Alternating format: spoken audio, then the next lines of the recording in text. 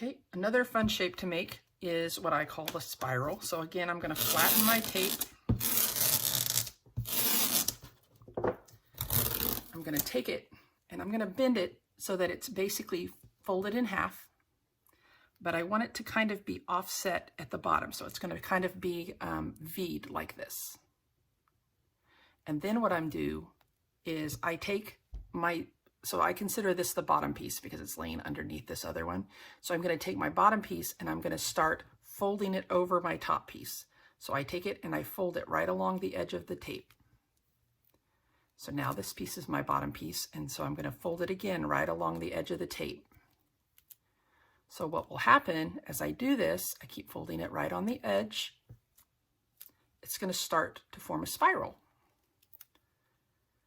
So just always pay attention.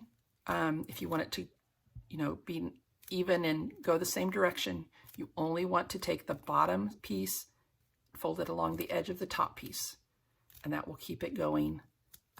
All the spiral will keep going in the same direction. So you just keep folding until you get to the end.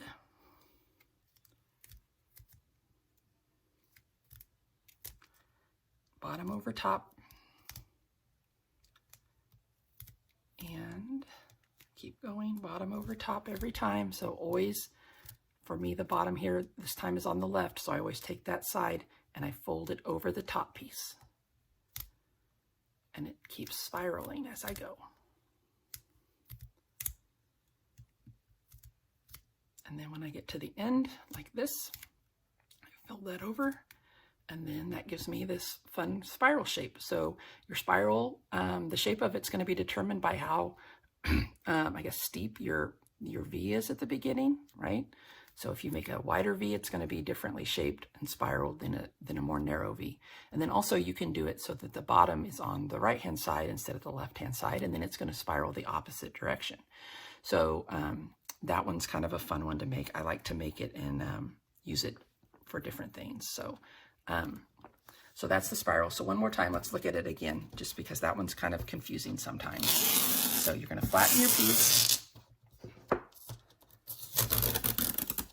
You're going to fold your tape in half.